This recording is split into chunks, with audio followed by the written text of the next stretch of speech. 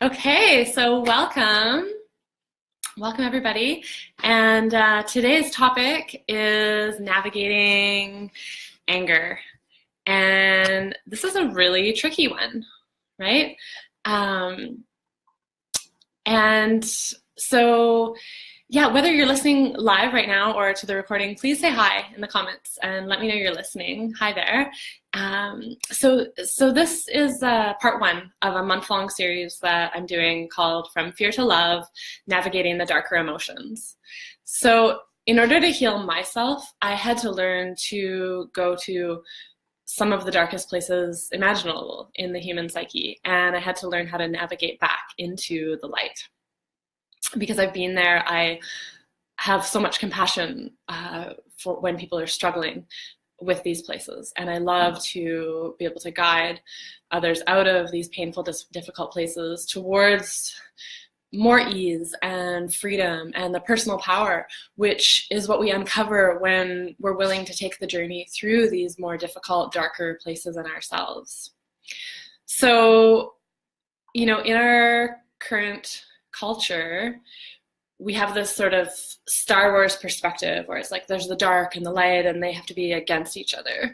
And so, and this is not, it's not just obviously Star Wars and actually the newest Star Wars, don't get me started on it, but I thought it was actually a great portrayal of sort of that, how there's less of a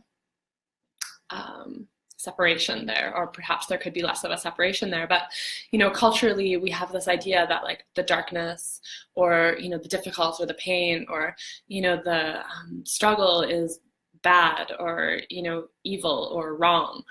And it's so unfortunate because it becomes easy to transpose these ideas of wrongness onto the parts of ourselves that actually really need healing.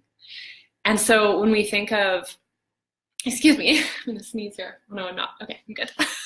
When we think of these already wounded parts of ourselves as wrong, then we create even more contraction and resistance within ourselves, and healing actually becomes even more difficult, right?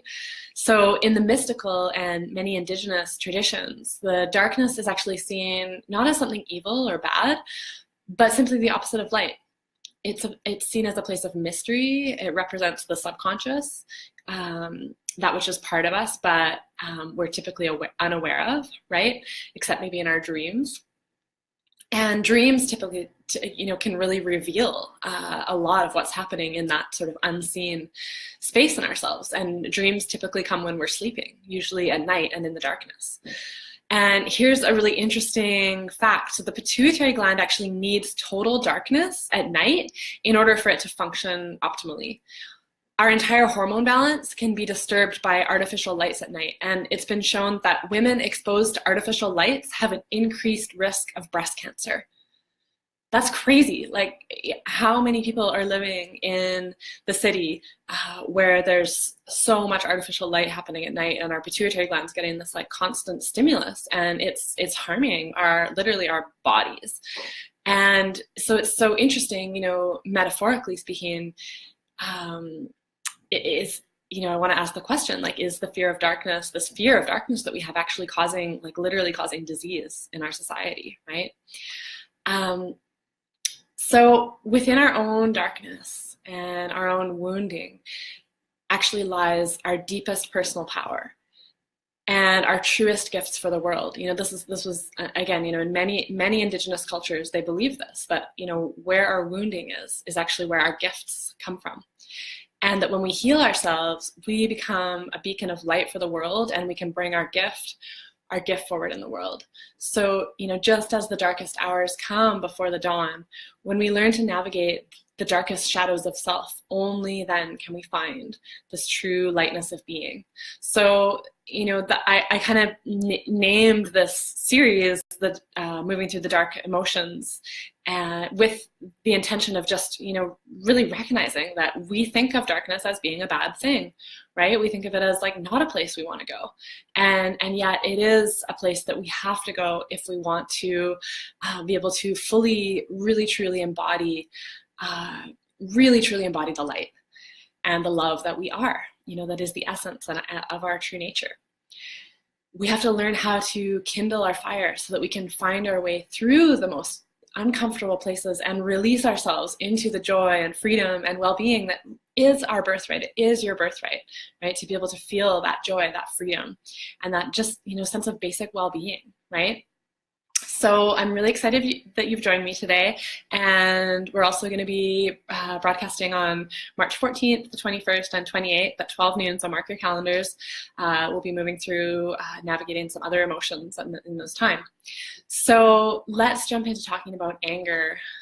So excess anger, right? When we have, so there's healthy anger, right? There's this healthy level of anger that, or frustration, like, oh, you did that thing, whatever it is, and we might feel some frustration. But when we have excess anger, it's a sign of actually being stuck in this fight response, the fight part of the fight or flight response, right, which is a part of the stress response cycle. So some signs of being suppressed in this fight place can include just like crying out of, not for no reason, kind of finding ourselves with our hands and fists, this desire to punch or rip, jaw. We often really can hold a lot of anger in the jaw. Peter Levine, who brought forward the work of somatic experiencing, says that the linchpin of anger is the jaw. And, when the eyes are just like, bugging out, glaring, fight in the voice, you can feel it. We all know these signs. We all, maybe just comment if you're familiar with some of these signs of, feeling that in yourself, you felt it in yourself, or you've witnessed it in someone else, even recently, right? So just feelings of anger and just like actually rage, and having homicidal or suicidal feelings, right? It's actually a sign of suppressed fight. So if we grow up with a domineering or even a parent who is out of control with their anger, right? Or even like a larger cultural context of fear and oppression, then the emotion of anger in our bodies, right, is going to actually feel terrifying, or it'll be so suppressed that we won't be able to feel it. Also, if we grow up in a culture of judgment rather than a culture of acceptance, where everyone's accepted and loved for their uniqueness, it can feel really scary to assert ourselves, just to say, yeah, I want that, or no, I don't want that, right? And this is a part of the same energy of the scale of anger, from, rage all the way to just the ability to assert ourselves in a really basic way, right? So also, if we have shock trauma, like rape, being physically assaulted, war, that kind of thing, car accident even, can cause shock trauma that creates this suppressed fight response. So, and then we get anger, right? So I work with a lot of sexual abuse or assault victims, childhood abuse, or just, rape, that kind of thing. And being able to move through feeling all of the suppressed fight, that suppressed rage that's there, is not the only part, but it's a very important part of the healing journey. And so oftentimes we may have to, in the therapeutic context, actually imagine really violently maiming, or, in our imagination, right? And in that therapeutic container, we have to often imagine actually like really harming, really expressing that fight response, in order for our nervous system to be able to release it and to come to a place of, settling. And this is really different. This is so different than expressing violence externally in the world, right? Can you see how it's different to be able to express it therapeutically in a container, where we're safe and held, versus expressing it out into the world? So this is about releasing the stuck energy from the nervous system, not passing on the violence, not harming someone else, right? And we have to be willing to work with the energy in this way, so that, and I see that we need this on a global level right now. On a global level, almost all of us need to be willing to do this to some degree, because there's so much violence in the world. There's so much violence in the world right now, where people are expressing all the suppressed fight energy, from generations. Like if you look at what's happening in, many parts of the world, but in, Israel, Palestine, it's like we're talking about like generations and generations of people who've experienced like severe shock trauma from losing family members, losing close loved ones right beside them, on both sides. And there's all this suppressed fight or flight energy there that it has to go somewhere. And when we're expressing it externally, we're causing harm. Right? We're causing harm to others, we're causing harm to ourselves, we're continuing to fuel the violence in the world. When we can release this energy in a safe container and allow so that our nervous system can settle and can release that fight or flight energy, then and only then we can actually come to a place of peace and forgiveness. And when, if we try to force ourselves to come to, to forgive and to let go, while this very primal response of self-defense is still stuck in our body, it's very difficult. It's very difficult. And so we need to be able to release this stuck energy in a therapeutic container. And we can create this container for ourselves. And if we need more support, then it's really great to seek more support, somebody who can hold that container for you. I definitely highly recommend having support. I've had a lot of support on my journey to be able to get to where I am now, where I can, hold myself through, smaller pieces that come up now. And I still seek to be held in a container when there's bigger pieces that want to move through, because, just like you, I'm still healing, and it's a process. And so, so how to know if we have, if we're needing to work with this energy, right? If there's something happening there that is needing to be released on a deeper level, on the nervous system level. So if we find ourselves feeling enraged because someone left the lid off the peanut butter jar again, or because someone cut you off in traffic, like in LA or New York. I have a client who's in New York, and he was telling me the other day that like there's this culture there of, I live on the west coast of Canada, right, BC, so people are pretty laid back here. But apparently in New York, some of you probably know this, maybe comment if you've experienced this in like the big city traffic, where like when the light changes, before you even press your gas pedal, before you even have time to press the gas pedal, people are honking like go, go, go. And so there's this energy of like all this suppressed fight or flight energy happening there, right? It's amazing, really, when you think of it. But if you are noticing that kind of response in yourself, where it's like rah, over like these things that actually don't really matter, in the bigger picture, then there's a good chance that you have some suppressed fight or flight in you, and you can release it, and you can experience a lot more peace. So at the end of this talk today, I'm going to go through an exercise, a really super simple exercise that you can start to do on your own, just to start to work with this energy. Because I think, I know for years and years, like I didn't even know how to. I was like, I know I need to release my anger, but I don't even know where to start, because it feels just like overwhelming. When it comes up, it can feel overwhelming, right? And so we need to have tools. We need to have really simple tools just to start to be able to feel this energy, to work with this energy, and to allow it to move, but in a way that's not overwhelming, right? So yeah, and so the other piece that I just want to touch in on before we get to that exercise is that actually when we have suppressed anger, it affects our hormone balance. So as women, this is huge. As men too, it affects both of us. But especially as women, our liver, so in Chinese medicine, we look at the liver meridian and the liver organ itself as a place where we will hold stuck anger. And when the liver is blocked, when the liver energy isn't flowing, so when there's suppressed anger, the liver is actually responsible for eliminating excess estrogen.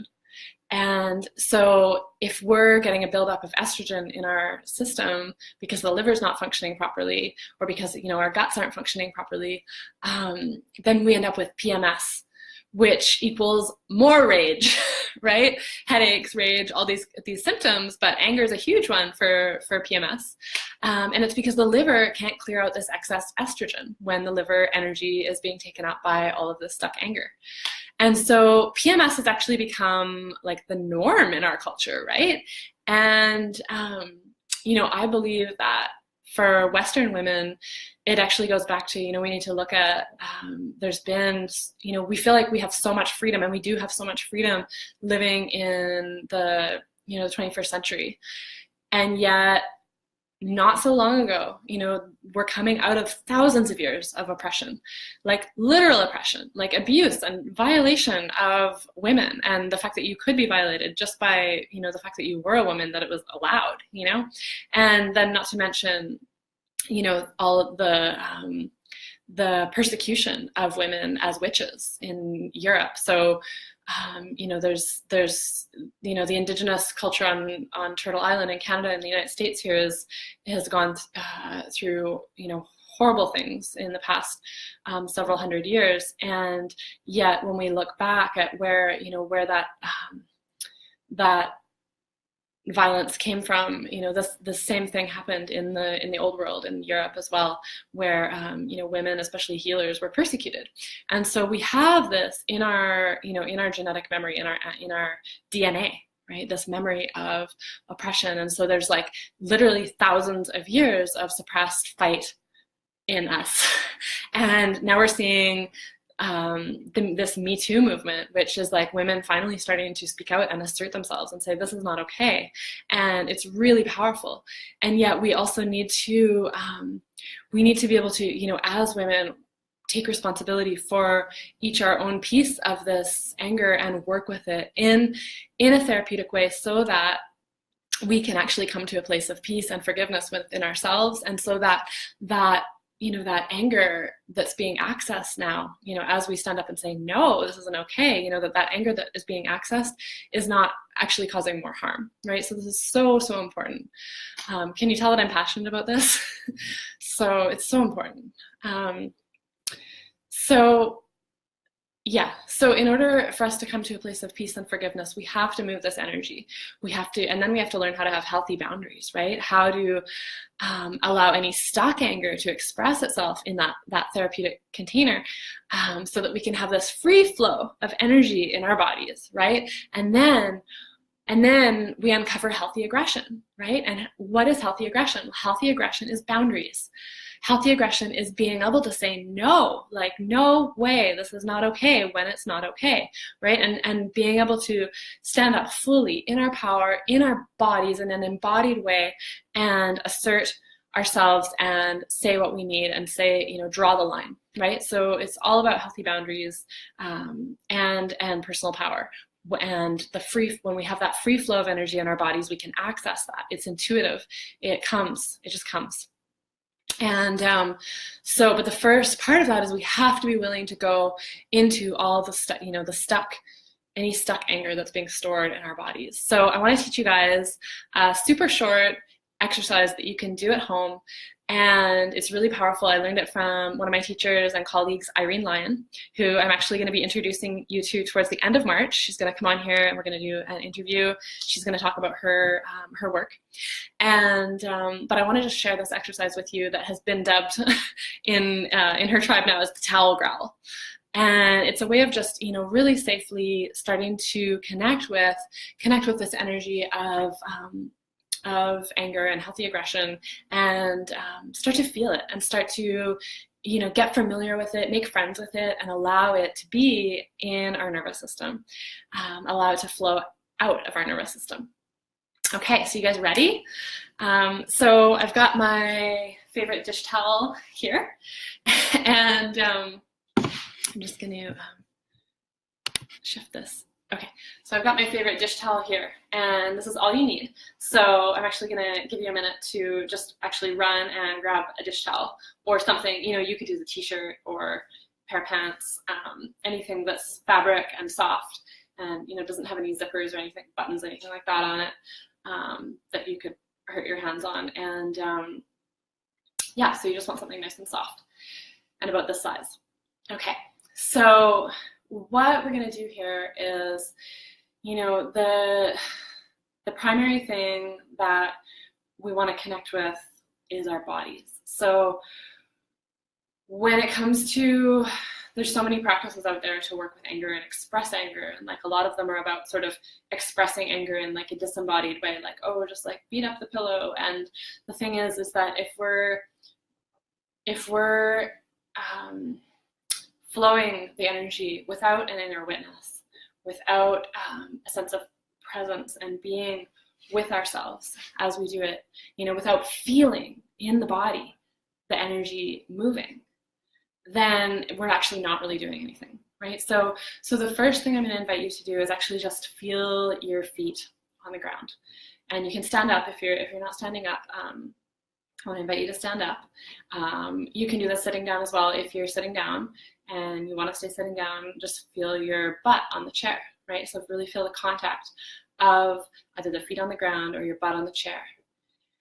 And just really allow yourself to come into the body, come into the belly, come into the toes, give your toes a little wiggle and your fingers a little wiggle, right? And just noticing the breath, noticing that the body is breathing, right? And we don't need to control or change the breath here. In fact, we don't want to control the breath. Hey, Sarah, welcome. And we want to just, drop right into, feeling what's there.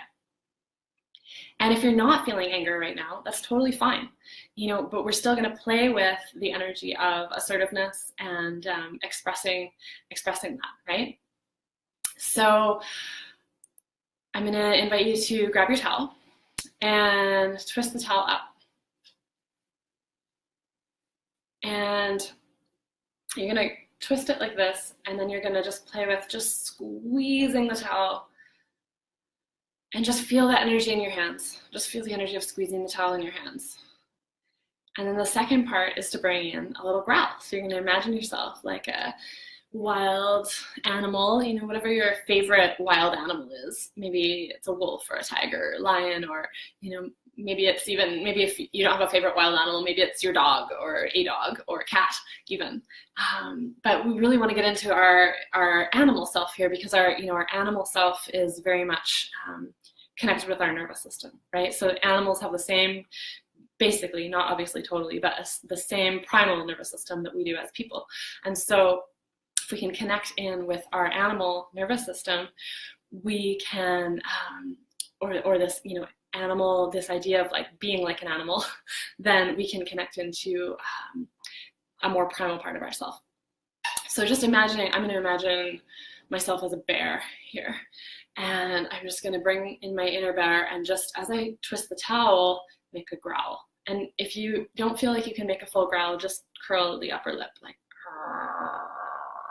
that. And if you do feel like you can make a growl, maybe get a little loud, but it doesn't have to be loud. But, just find your place here.